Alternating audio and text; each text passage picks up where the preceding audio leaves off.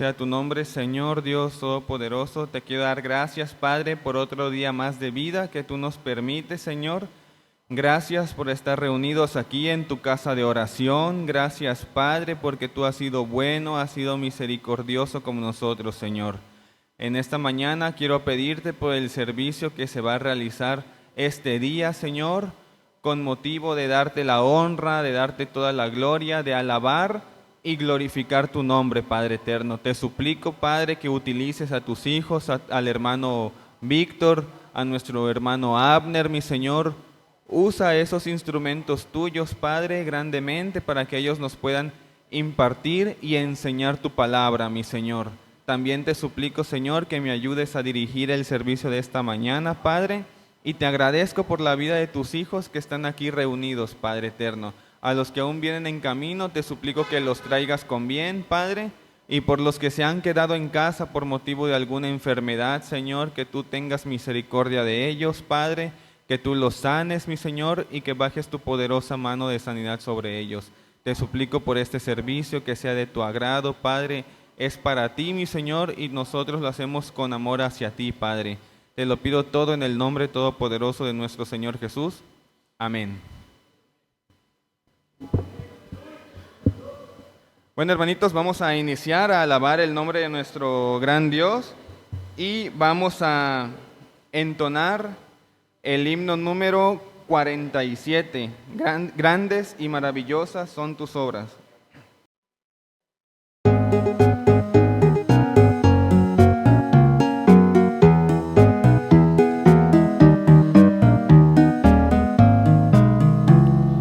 Grandes y maravillosas son tus obras, Señor Dios Todopoderoso.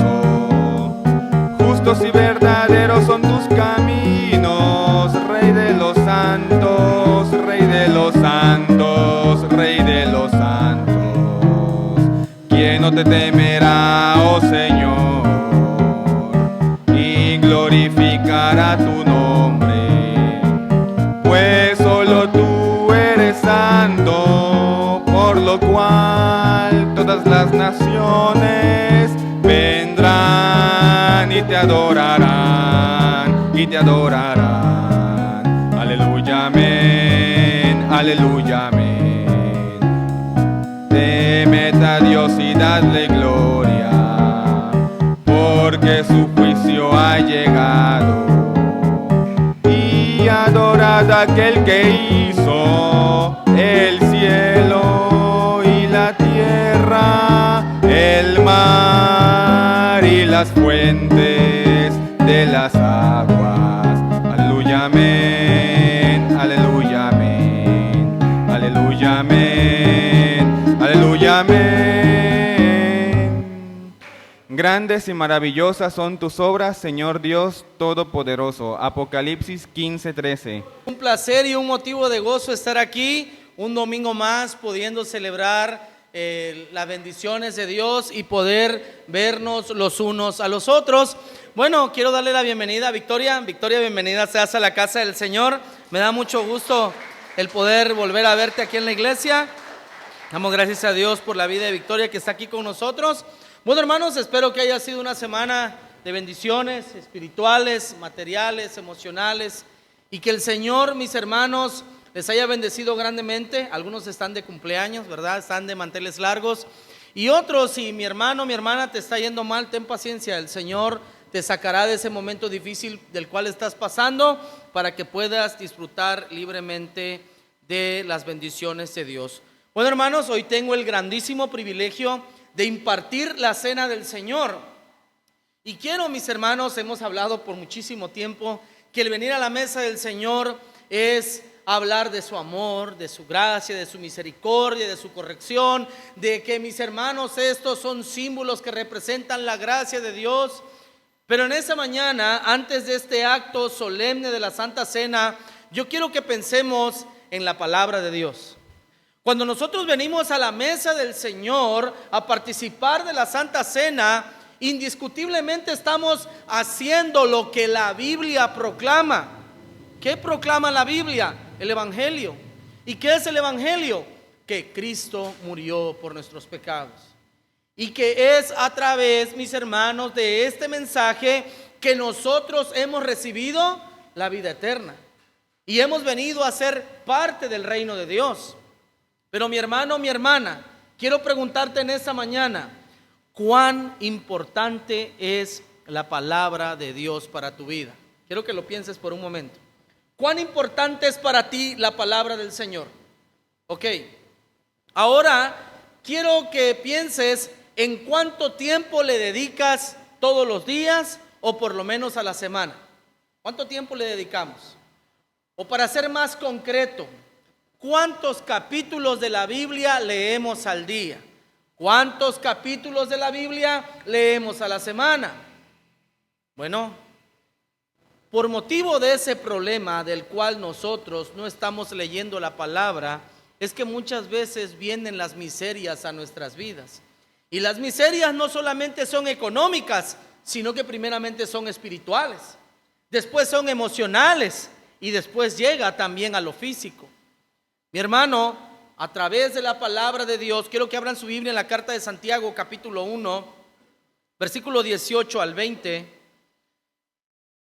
Santiago, capítulo 1, versículo 18 al 20, dice así: Él, de su voluntad, nos hizo nacer por la palabra de verdad para que seamos primicias de sus criaturas.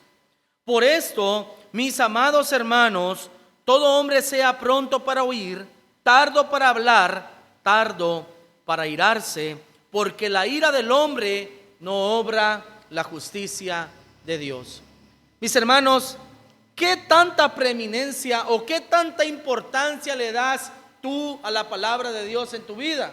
Bueno, si tú eres pecador igual que yo y estás fallando en aquello, en darle tanta importancia a la Biblia, bueno, déjame decirte que deberíamos de darle una suprema importancia a la palabra del Señor, porque a través de la Biblia, a través del mensaje de Dios, es como tú y yo hemos llegado a ser parte del pueblo de Dios. Dice el versículo 18, Él, o sea, Dios de su voluntad, nos hizo nacer, ¿por qué cosa, hermanos?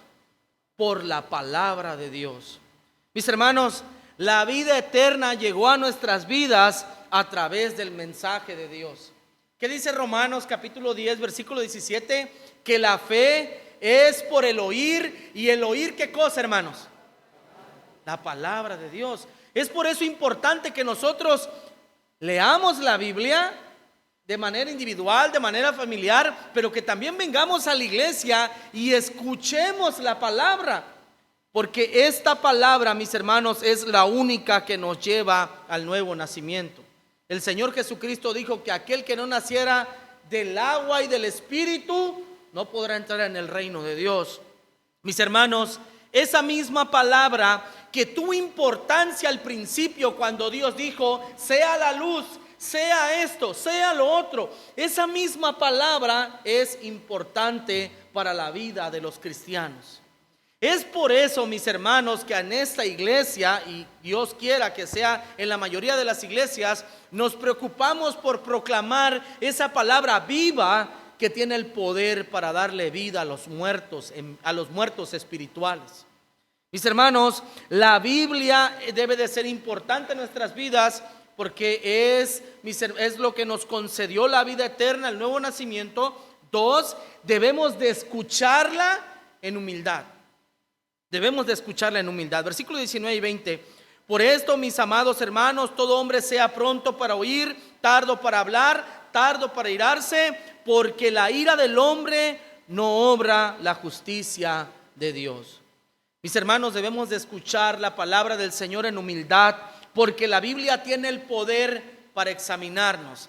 La Escritura tiene el poder para examinar nuestras vidas, mis hermanos, y enseñarnos qué estamos haciendo mal. En Hebreos capítulo 4, versículo 12 al 13, dice: porque la palabra de Dios es viva y eficaz, y más cortante que toda espada de 2 filos, y penetra hasta partir el alma y el espíritu, las coyunturas, los tuétanos, y discierne los pensamientos y las intenciones del corazón. Mis hermanos, debemos de ponerle mucha importancia a la Biblia y escucharla en humildad, porque ella tiene el poder para examinarnos. La Biblia es el único libro que tiene el poder que mientras tú y yo lo leemos, nos está examinando. Y nos estamos viendo cuán pecadores y cuán santo es nuestro Dios. Y a veces, mis hermanos, o siempre, el hombre o la mujer que no acepta el mensaje que es pecador delante de Dios, que necesita ser salvo por la fe, eso le provoca malestar. Por eso dice este pasaje de las Escrituras, dice que la ira del hombre no obra la justicia de Dios. Mis hermanos, tenemos que darle importancia a la Escritura en nuestras vidas. Y finalmente, del versículo 21 al 25, nos va a decir que la Biblia es tan importante que no solo es el método que Dios usó para darnos vida, no solo debemos escucharla en humildad, sino que también debemos de ponerla en práctica, que es lo más importante. Poner en práctica la palabra del Señor. Versículo 21, por lo cual, desechando toda inmundicia y abundancia de malicia, recibid con mansedumbre la palabra implantada, la cual puede salvar vuestras almas. 22, pero sed hacedores de la palabra, y no tan solamente oidores, engañándose a vosotros mismos. Hermanos, lo primero que nosotros tenemos que hacer es alejarnos del pecado. Versículo 21 dice que debemos de desechar, de estar desechando toda maldad. Y finalmente dice que debemos de poner por obra la palabra de nuestro Dios. Miren, hermanos, alguien decía, un predicador del pasado decía, no importa cuánta Biblia conozcas, sino cuánta Biblia pones en práctica. Nosotros sabemos que en Israel hay un problema hoy en día, que están en guerra. Y desde el año en el que nació la nación de Israel, los judíos ultraortodoxos estudiosos no eran tomados en cuenta para el servicio militar. Ellos se la pasaban trabajando, estudiando la Escritura, decían ellos. Y eran tan mantenidos que los sostenía el gobierno y los sostenía la mujer. No querían trabajar. Y Dios dice en su palabra que todo hombre tiene el deber de trabajar, hombre y mujer. Y hoy me da mucha alegría por eso. Se dio una resolución que todos tienen que ir al servicio militar. Hoy van a dejar de estar de mantenidos y se van a tener que ir a trabajar. ¿Por qué digo esto? Porque muchos dicen saber tanto, pero no lo viven. Y de nada sirve ser doctor, ser lo que quieras, si no lo vives. Y mis hermanos, ¿qué dice la Biblia? Que si alguno no provee para su casa, es peor que un incrédulo. Porque hasta el inconverso sostiene su familia y trabaja. Y que el que dice conocer la Biblia no quiera trabajar, que no quiera lo más esencial de la vida. Y esto creo que no solo es para los judíos, sino también pasa muchas veces con nosotros. Conocemos la Biblia, conocemos la actitud en la cual debemos de vivir, cómo nos debemos de expresar y todo. ¿Y qué termina pasando?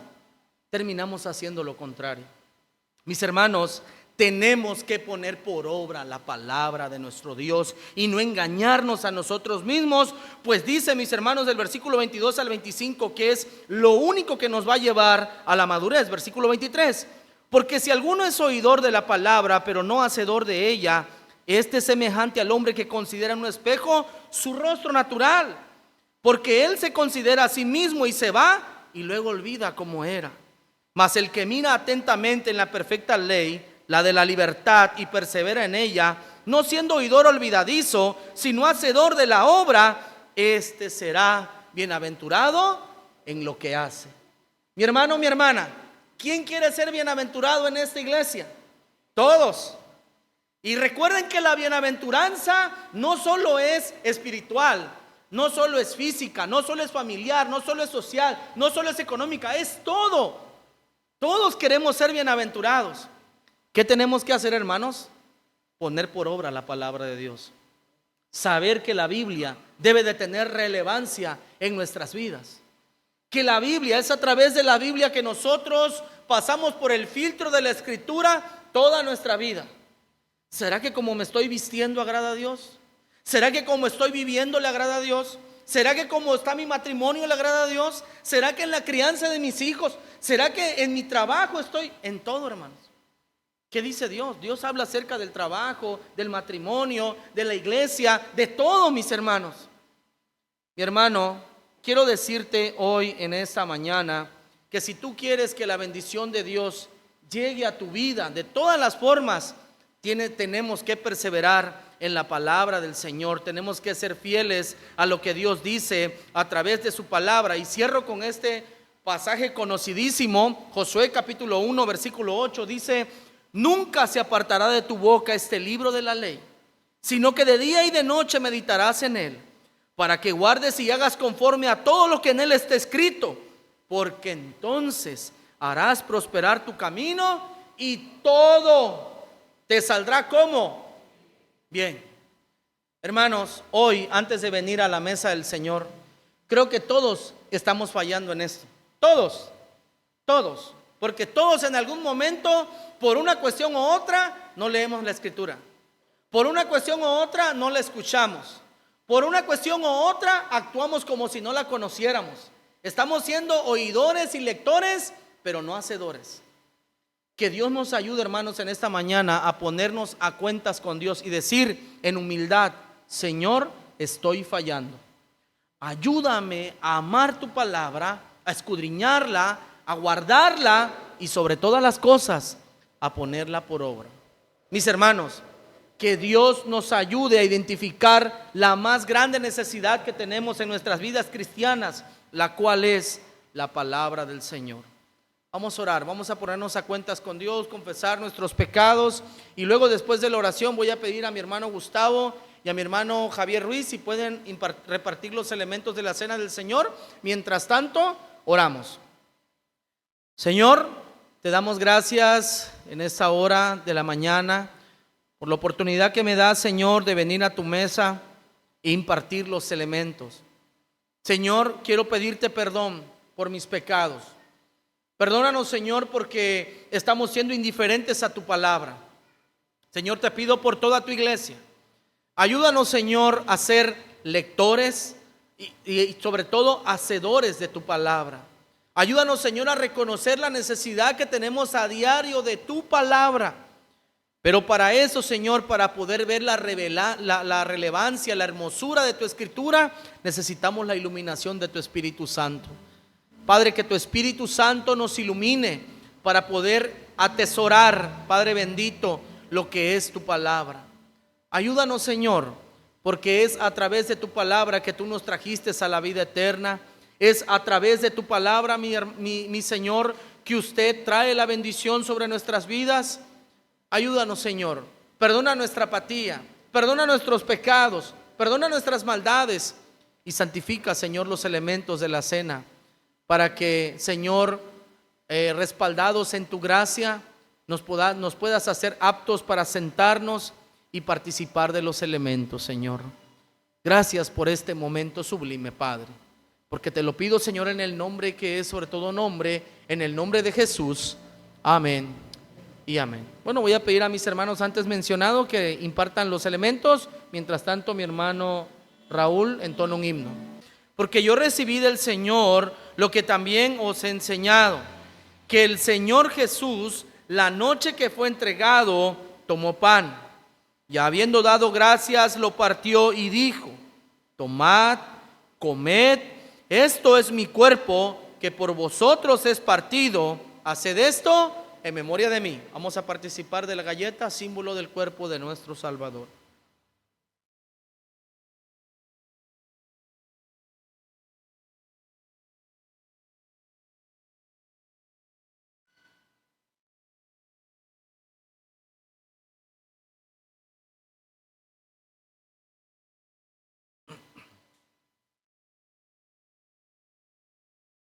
Versículo 25. Asimismo, tomó también la copa después de haber cenado, diciendo: esta copa es el nuevo pacto en mi sangre. Haced esto todas las veces que la bebiereis en memoria de mí. Vamos a participar de la copa, símbolo de la sangre de nuestro Salvador. Finalmente, vamos a ponernos en pie. Vamos a leer el versículo 26 y vamos a orar por aquellos que están enfermos, están pasando por aflicción, que el Señor, así como Él es fiel para castigar la maldad, Él también es un Padre bueno que rescata a sus hijos y a sus hijas en momentos de aflicción. Vamos a leer el versículo 26 todos juntos a la cuenta de 3 y luego oramos. 1, 2, 3. Así pues, todas las veces que quieres este pan y bebieres esta copa, la muerte del Señor anunciáis hasta que Él venga. Oramos. Señor, te damos gracias por este momento solemne en el cual hemos venido a tu mesa, Señor, confiado en tu gracia. Padre, te pido en el nombre de Jesús que primeramente todo tu pueblo, Señor, sea fortalecido espiritualmente. Que usted sea el primer y el más grande amor de nuestras vidas.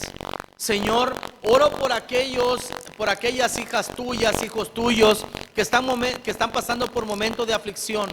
Señor, pasa tu mano de sanidad, pasa tu mano, Señor, de providencia sobre esa familia, sobre esa oveja tuya. Que usted, Señor, nos ayude a seguir adelante como pueblo suyo. Oro también, Señor, por tu palabra. Háblanos, Señor, déjanos desafíos, ayúdanos a ser hacedores de tu palabra. Usa grandemente a mi hermano Abner y también, Señor, a las maestras de escuela dominical que estarán impartiendo tu palabra a los más jóvenes. Gracias, Señor, porque te lo pido en el nombre de Jesús. Amén y amén. Una pregunta general sería, ¿qué estás dispuesto a hacer por dinero? ¿Qué estás dispuesto a hacer por dinero?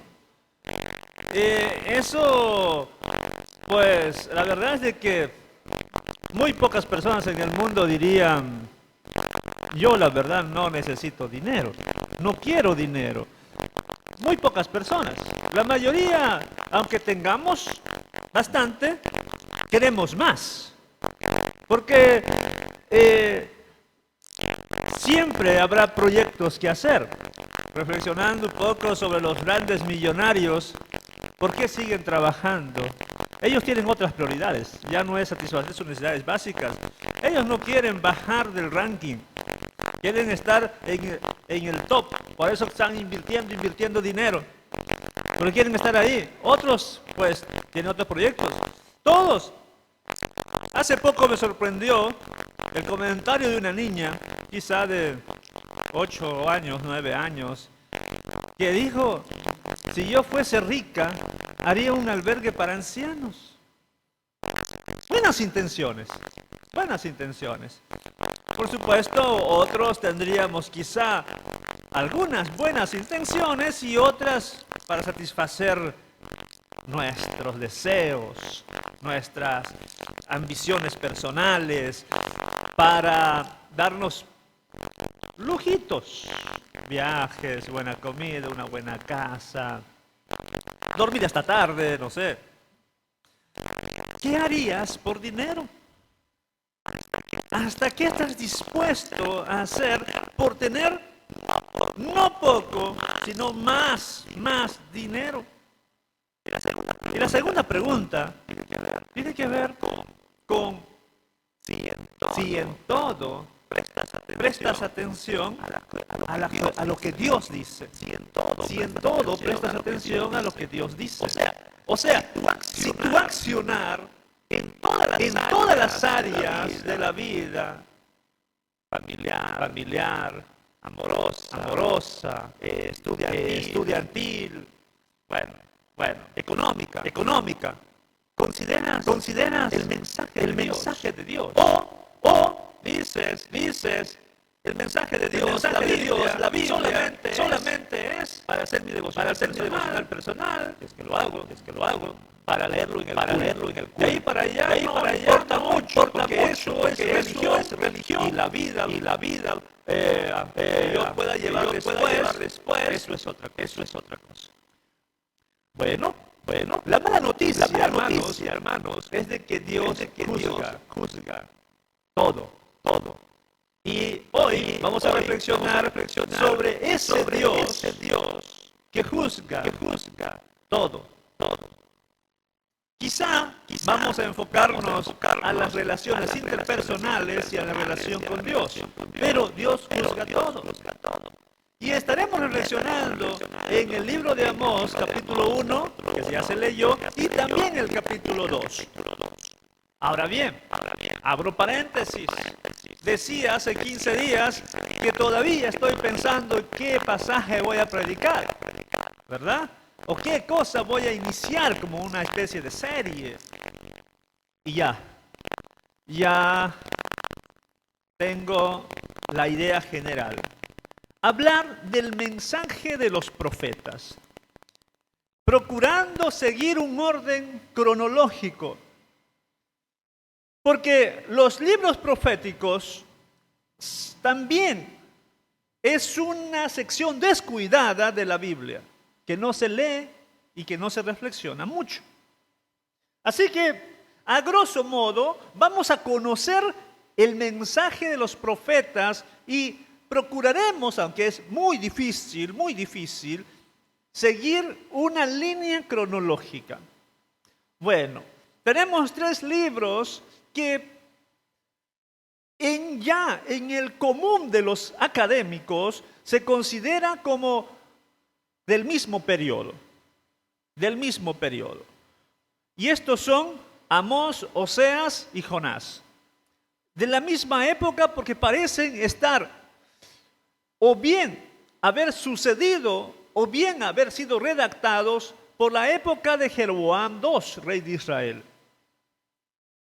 Aunque hay cierto sector de los estudiosos que dicen mucho antes que Amós está Joel y Abdías. Yo que hice una investigación acerca de Abdías, lo coloco en la época todavía del exilio y otros lo colocan después del exilio. Lo mismo pasa con Joel. Así que me voy a limitar a dejar a Abdías y a Joel para después. Voy a comenzar con Amós. Oseas está ahí mismo y Jonás, pues, aunque sea de esa fecha, va en otra dirección, o sea, dirigido a otro auditorio. Cierro paréntesis. Ahora sí. Voy primero a mencionar la introducción al libro, y eso es el versículo 1 y versículo 2. La introducción al libro consiste en la presentación de la época en que el profeta actúa. Y ahí se menciona el rey Usías, versículo 1. Dice que Amós ministró en la época del rey Usías de Judá y en la época de Jeroboam, rey de Israel. Y todavía más específico, dice 2 años antes del terremoto. ¿Cuál terremoto? No sabemos la fecha exacta. Algunos eruditos lo llaman el 750 o 760 antes de Cristo. Por ahí, no se sabe la fecha exacta del terremoto, pero ha sido tan grande y probablemente tan devastador que se le va a recordar siglos después como un terremoto que marcó como una fecha importante. Entonces ya ubicamos. Jeroboam II, recuerden que ha sido un rey muy próspero, pero próspero en lo material, militar, estabilidad económica, pero mal delante de los ojos de Dios. Ahora, el versículo 1 también nos va a dar una introducción de quién es el profeta. El profeta dice que se llama Amós. Y dice cuál es su profesión. Uno de los pastores de Tecoa. A la luz del capítulo 7, algunos han interpretado que se trata de un pobre. ¿Por qué? Porque dice él de que recoge higos silvestres. Y los que recogían higos silvestres eran pobres. Por mucho tiempo se ha enseñado y predicado que Amós era un pobre. Pero investigaciones más contemporáneas, basados en que dice ahí, uno de los pastores. La palabra pastor aquí usa una palabra hebrea diferente a pastores pobres. Pastores pobres se usa una palabra diferente, pero para pastores como aquí se usa la palabra para quien que es dueño de ovejas. O sea, no es un asalariado. Y como no hay trabajo, tiene que ir a juntar higos silvestres. Parece que es alguien que tiene por lo menos posesiones. Ok. Y cuando uno analiza su literatura, se da cuenta de que es alguien que tiene mucho conocimiento de la gramática hebrea, de retórica, sabe poesía. Entonces es alguien estudiado. Además, parece suponer de que Amós también conoce de relaciones políticas internacionales. O sea, no es un ignorante, conoce lo que sabe lo que sucede en el mundo, en los países vecinos. En otras palabras, Amós era un profeta no pobre, no ignorante, con un estatus y conocimiento medio o alto.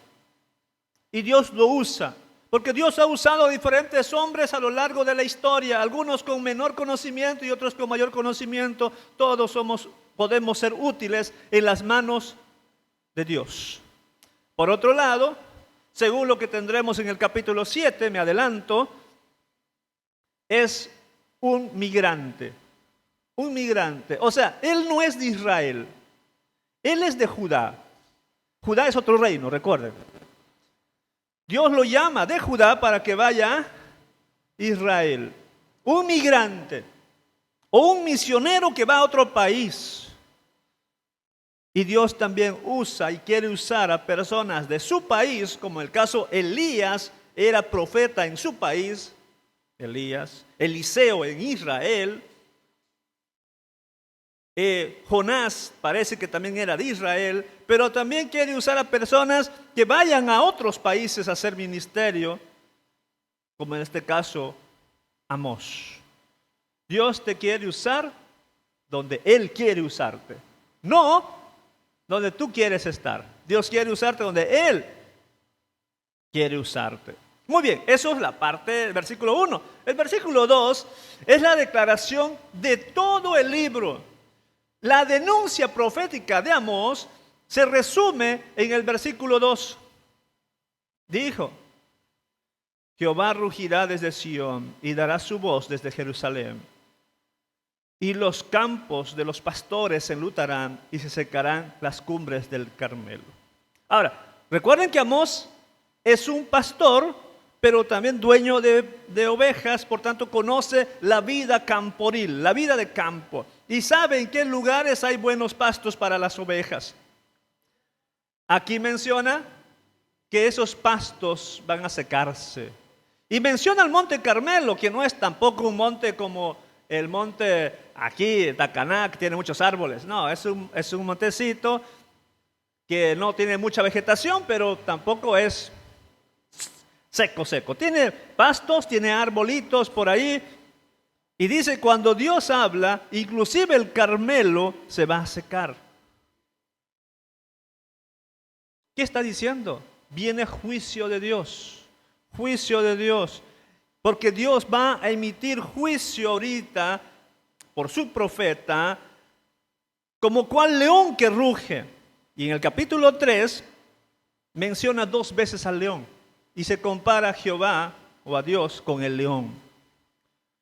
Todo el libro de Amós son denuncias de lo que le va a suceder a Israel y a Judá por sus pecados. Eso es la introducción. Ahora, pregunto, ¿no te ha pasado que cuando alguien señala tu pecado, tú dices, pero el otro peca más que yo? Pero esa persona hace más cosas malas que yo. ¿Por qué Dios no castiga a tal que hace más cosas feas que yo? Siempre que nos denuncian nuestro pecado, nos justificamos comparándonos con los más grandes pecadores. Amós sabía eso. Entonces, para presentar su denuncia profética, Amós usa una estrategia. Por eso Moisés Chávez, un erudito peruano, escribió un libro acerca de Amós que se llama el discurso de Amós, como oratoria, la oratoria. O sea, Amós es un ejemplo de cómo se debe usar la oratoria. Primero, señala el pecado de los demás. Y luego el pecado a quien quieres denunciar. Natán hizo lo mismo, recuerden. Natán primero contó la historia de un hombre por ahí que se comió la oveja de un pobre. Después dijo, no, tú eres esa persona. O sea, eso es estrategia. Y aquí va a comenzar Amós denunciando unas naciones. Comenzamos con el versículo 3, Damasco. Versículo 6, Gaza. Versículo 9, Tiro. Versículo 11, Edom. Versículo 13, Amón. Versículo 1 del capítulo 2, tenemos Moab. Y hasta allí dijo, son naciones paganas. Y luego el versículo 4 del capítulo 2 menciona a Judá. Pero Judá es del reino del sur. Sí, esos son malos. Esos son malos. También. Versículo 6. Llega a Israel. Como para decir, sí, yo sé que ellos son malos. Malos, pero tú también eres malo. ¿Ya? Tú también eres malo. Ahora bien, tenemos aquí una cuestión geográfica también. Aunque la geografía no me gusta mucho. Mi profesor de exégesis de Amós decía de que aquí hay una estrategia de Amós de partir de un punto y terminar en otro punto. Y yo viendo el mapa no es del todo así. Pero veamos, México colinda al sur con Guatemala y Belice y el norte con Estados Unidos y por el oeste está el Pacífico, por el este está el Atlántico. Eso se llama límites geográficos. Los límites geográficos de Israel son, comenzamos por el sur, Judá, Edom. Por el este tenemos a Amón, Moab. Si seguimos subiendo ya para el noreste tenemos a Siria. Si vamos por el oeste, el océano, el mar Mediterráneo, más para el norte, con Gaza y Tiro. Ok. Lo único que no hace Amós es mandar un juicio contra el mar Mediterráneo. Pero todos los demás, que son los vecinos, sí. Ahora bien, comienza con Damasco. Damasco está en la parte norte, noreste, ¿ya? Noreste. Ustedes pueden verificar en una Biblia, sus mapas, noreste. La segunda nación es Gaza. Ahí sí cruza al oeste, al lado del mar. Por eso digo, no sigue un orden. Pero probablemente el valle de Jezreel hace cruzar de Siria a Gaza. Puede ser que Amós haya usado esa línea del valle de Jezreel para llegar a Gaza. Después de Gaza, que está al lado del mar, ¿qué hace? Sube a Tiro, que está al norte. ¿Ya? Sube a Tiro, al norte de Gaza. Pero de ahí decide bajar totalmente al sur, al lado del mar Muerto. O sea, hace un cruce del país hasta Edom, que está al sur. De ahí decide a Amón, ahí sí sube un poquito. De ahí sube a Moab, más arriba. Y luego retorna hacia el sur, Judá. O sea, no sigue un orden comencemos, por ejemplo, con Gaza, Tiro, Siria, Moab, Amón, Edom, Judá. Eso sería para mí lo más lógico. Pero bueno, eso sería si quisiera seguir un orden. Pero aquí también hay una intención al mencionar la intencionalidad del pecado. porque va yendo cada vez más fuerte, más fuerte. En cada una de estas sentencias a las naciones se dice: por 3 pecados y por el 4 no revocaré su castigo. Por 3 pecados y por el 4. Eso se va a repetir en cada una de las sentencias a estas naciones.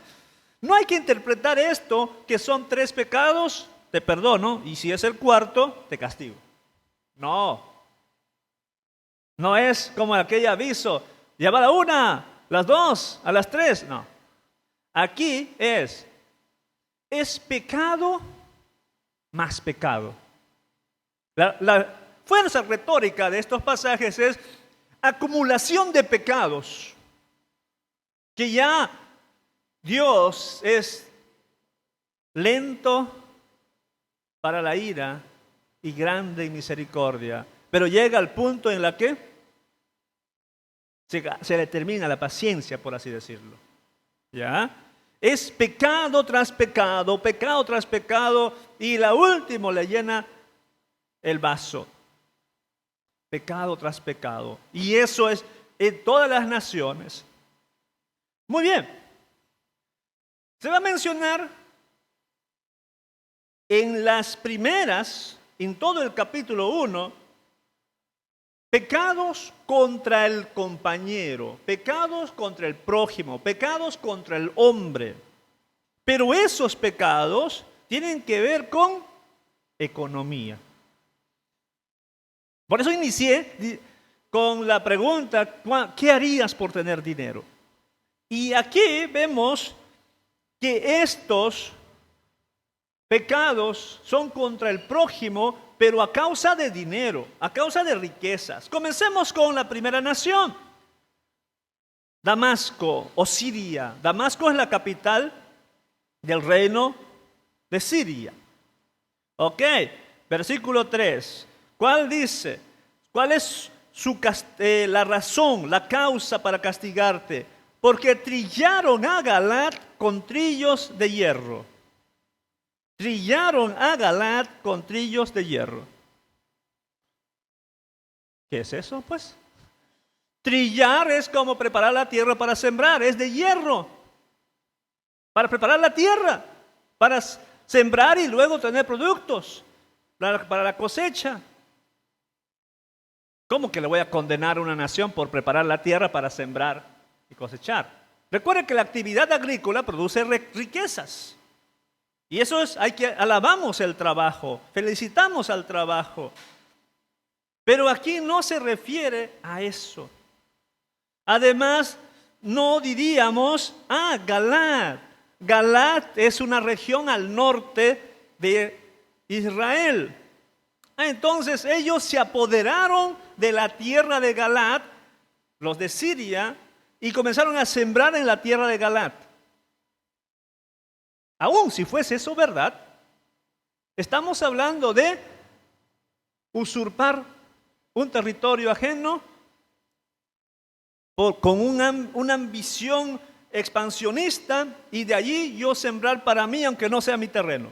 Eso puede ser una interpretación muy normal, pero no es la interpretación que llevaría a la denuncia de un profeta y al enojo de Dios. El enojo de Dios va porque probablemente esta nación fue allá, y como cuando uno usa un rastrillo para jalar la basura, ellos han jalado gente. Trillaron con hierro, o sea, jalaron a las personas, los capturaron, y eso luego a las personas que están allí los vendieron como esclavos. Y ustedes saben que ninguna persona se dice, bueno, me van a agarrar como esclavo. Bueno, agarren mi mano. Mínimo uno se defiende, ¿no? Hay unos más fuertes, otros no. Y los que se defienden mueren. Y hay muchas violaciones de todo tipo. Cuestión de dinero. Bueno, Dios los va a castigar, no voy a explicar todo esto del castigo, pero está diciendo, van a ser destruidos Porque una nación va a venir, versículo 5, y les va a transportar a Kir, esto es Asiria. ¿Y quién es la nación que conquista a Israel y a todas las naciones vecinas? Es Asiria. O sea, Asiria va a venir a destruirlos. Versículo 6, cuando se menciona el pecado de Gaza, dice, llevó cautivo a todo un pueblo para entregarlo a Edom. ¿Qué hicieron los filisteos? Los de Gaza. Fueron a un pueblo, probablemente un pueblo de Israel o de Judá, quién sabe, pero fueron a un pueblo y capturaron a la gente de ese pueblo y los vendieron a Edom. Edom parece que era un intermediario. Edom compraba y luego vendía. Entonces, nuevamente, todo eso lo están haciendo por dinero. Y el Señor dice, los voy a castigar y va a ser destruido todo Filistea. Versículo 9. ¿Cuál es el pecado de Tiro? Dice, porque entregaron a todo un pueblo cautivo a Edom y no se acordaron del pacto entre hermanos. Todo un pueblo. Tiro también fue a un pueblo de Israel, presumiblemente, y a toda la población, o por lo menos los que no lograron matar, los agarró como esclavos y los dieron a Edom. Dinero. Y dice, no se acordaron de ese pacto de hermanos, ese pacto que había hecho el rey Irán de Tiro, con Salomón. Hicieron un pacto de hermandad, aunque no eran de la misma familia, pero hicieron un pacto de que deben ser hermanos y ayudarse, pero Tiro decidió no respetar ese pacto. ¿Se dan cuenta? Dinero. Versículo 11, ahí sí viene Edom. Edom es el comprador intermediario. O sea, ellos compran para luego vender a otros. ¿Cuál es su pecado? Persiguió a espada a su hermano, violó todo afecto natural y robó siempre a su hermano y guardó rencor. Menciona tanto a Edom. La verdad, como yo hice una tesis acerca de Edom, sí, había mucha rencilla entre ellos. Es el vecino del sur y siempre invadía a Judá, siempre invadía a Israel en parte, robaba, y aquí está comprando israelitas para luego venderlo. Y por último, en esta sección, antes de entrar al capítulo 2, el pecado de Amón. Esto es peor. O sea, ¿cómo va intensificándose la maldad?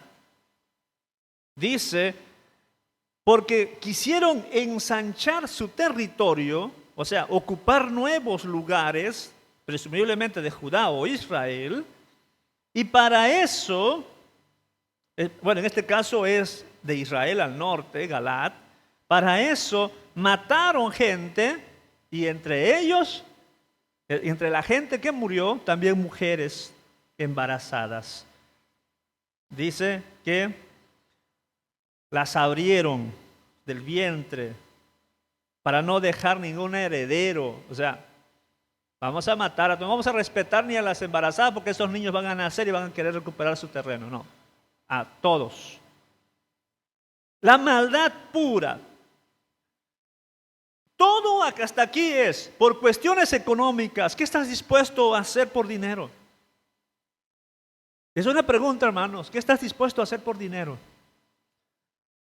Hay cristianos que son cómplices de la corrupción política. Hay cristianos que se meten inclusive a cooperar con el narcotráfico. Hay cristianos secuestradores.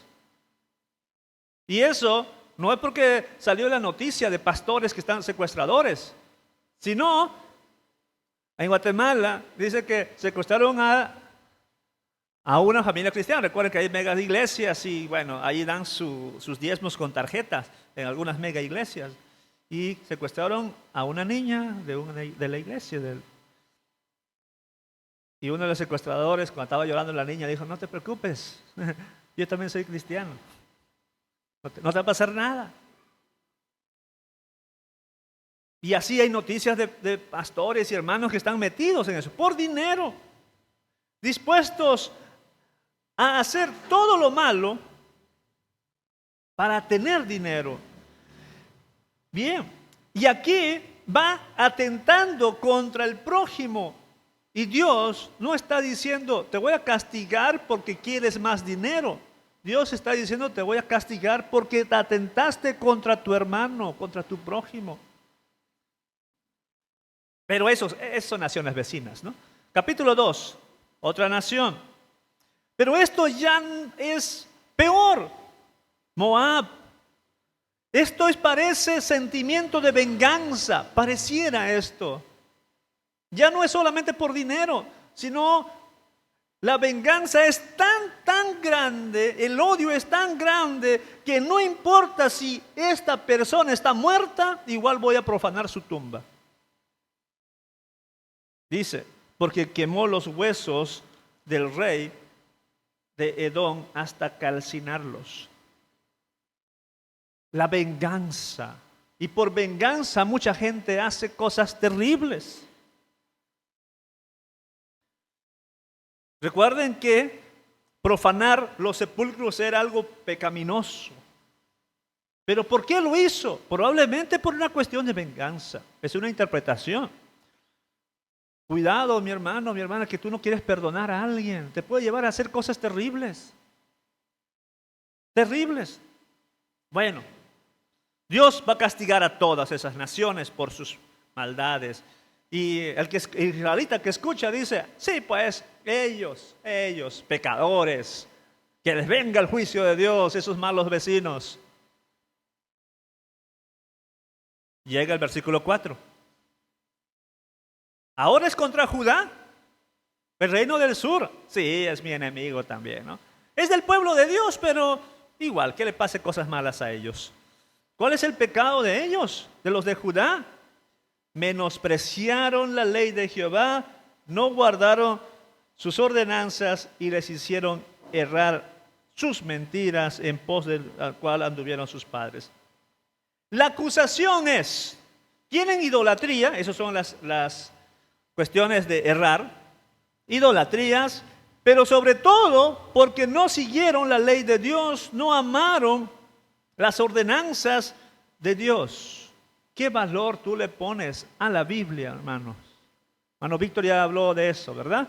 ¿Qué valor le pones a la Biblia en tu diario vivir? Si la Biblia es, como dice, autoridad en materia de fe y conducta. Si es tu brújula, dice cómo debes ir, hacia dónde debes ir, es la Biblia. Los de Judá, por más que tenían la Biblia, vamos a parafrasear, no leían, y si lo leían, no obedecían. Y Dios los va a castigar por eso. No les acusa de otras cosas. Tenían muchas cosas de qué acusarlas. Tenían muchas cosas de qué acusar a Judá. Pero el profeta se quiere centrar en algo que para Dios también es importante: la obediencia de su palabra. Bueno, voy finalizando con la estocada final, la estocada. Porque ya hemos dicho, la retórica es: acusa a los demás, luego acusa a la persona que tú quieres que se arrepienta. El profeta Amós, con una buena oratoria, ahora se va a centrar en la nación a la cual Dios le envió a predicar. ¿Y saben qué? Israel pecó en casi todo lo que condenó Amós a las demás naciones. Casi todo. Leamos versículo 6. ¿Cuál es el pecado de Israel?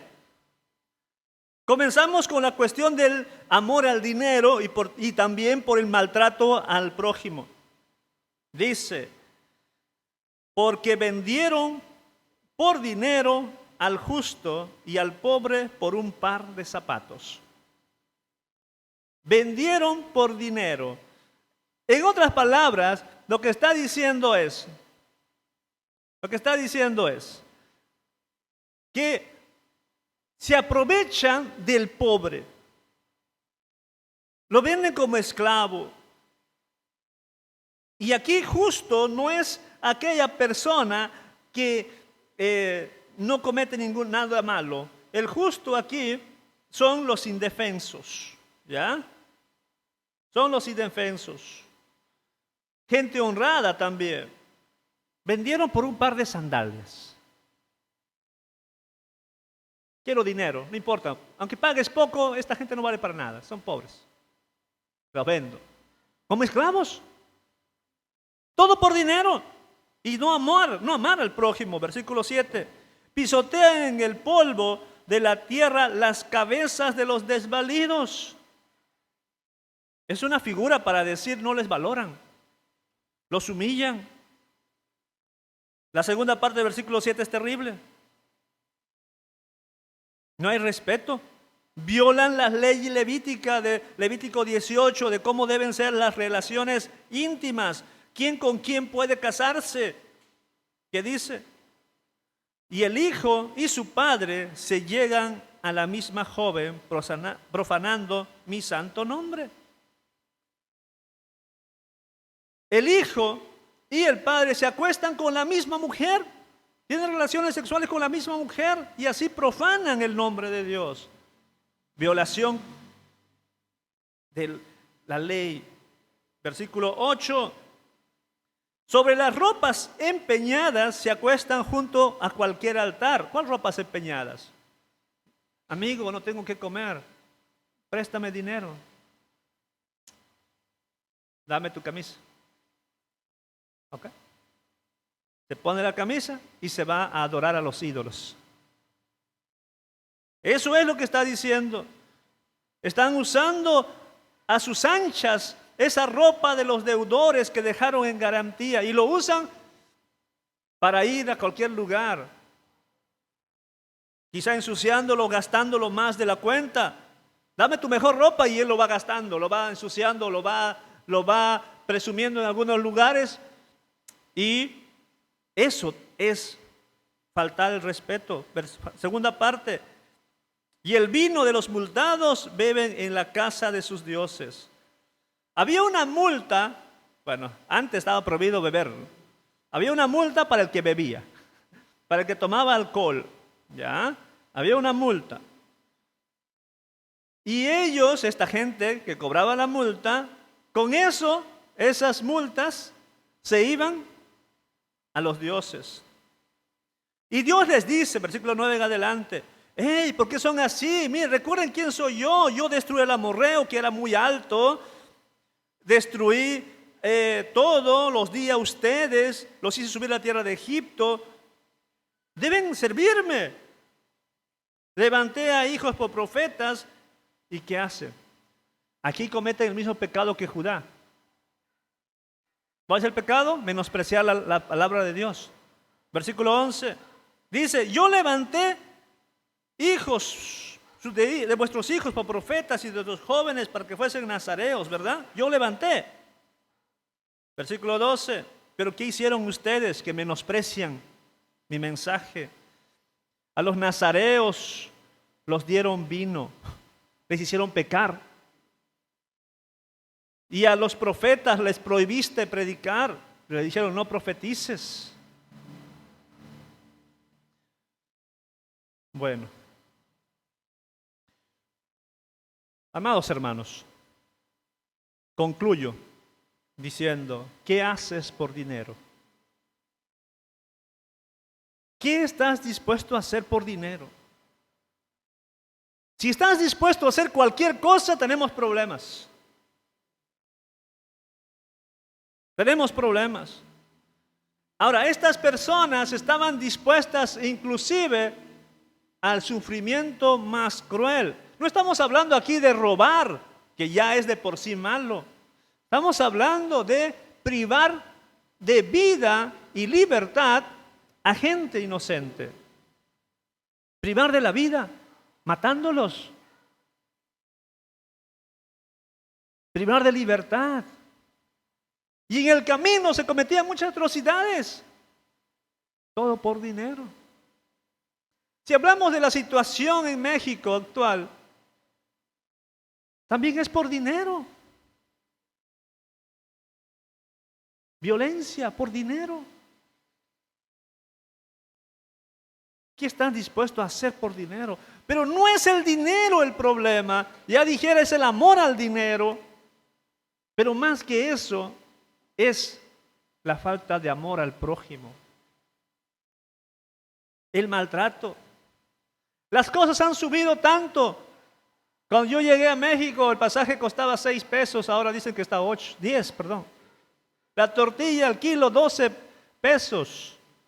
¿Cuánto cambió en 7 años? ¿Cuánto cambió en 7 años? Todo va subiendo.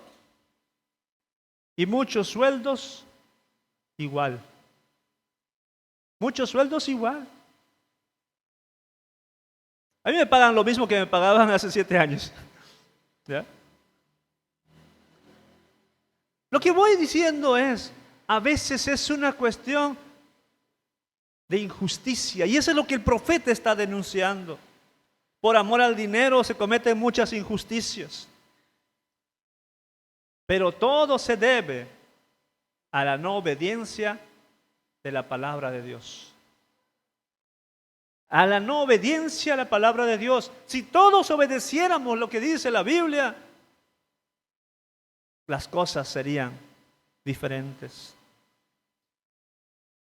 Amada hermana, amada hermana, amado hermano, la clave está en temer a Dios, porque Él es como el ruge, va a decir el capítulo siguiente. Él va a estar rugiendo como león y va a castigar a todos los insolentes, a todos los desobedientes. Y si tú decides no obedecerle, cuando alguien predica, te burlas. Cuando, por ejemplo, en el parque hay alguien que predica y a veces está predica lo que vengan. Quizás no sea una buena prédica, pero está predicando. Y te burlas. Estás como diciendo aquí, no profetices. No profetices. Cuando alguien, un jovencito nuevo en la fe, dice, hermano, hay que orar más, hay que ayunar, y está con el fuego del Espíritu allí, y tú dices, no, es que tú eres nuevo, tú no entiendes cómo funciona.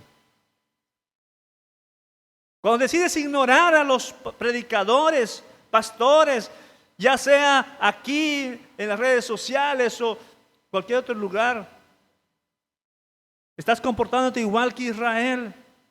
Y te digo, harás peores cosas que Israel cuando decides no escuchar a Dios. Sin embargo, aquí queremos ser no solamente oidores, sino también hacedores. Más adelante seguiremos hablando acerca del mensaje del profeta Amós. Oremos. Señor, muchas gracias. Gracias por este tiempo de reflexión en tu palabra. Gracias por tus hijos e hijas que vinieron hoy al culto. Y te quiero pedir, Señor, que nos sigas guiando. Guía nuestras vidas a través de tu palabra. Que sea nuestra brújula, que nos podamos guiar, que nuestras acciones sean no por amor al dinero, no por nuestras necesidades que deben ser suplidas, sino por la obediencia completa a tu palabra. Gracias, Señor. Muchas gracias. Bendice a tus hijos e hijas que se van hoy de aquí fortalecidos en la obediencia a tu palabra. Señor, en Jesucristo oramos. Amén.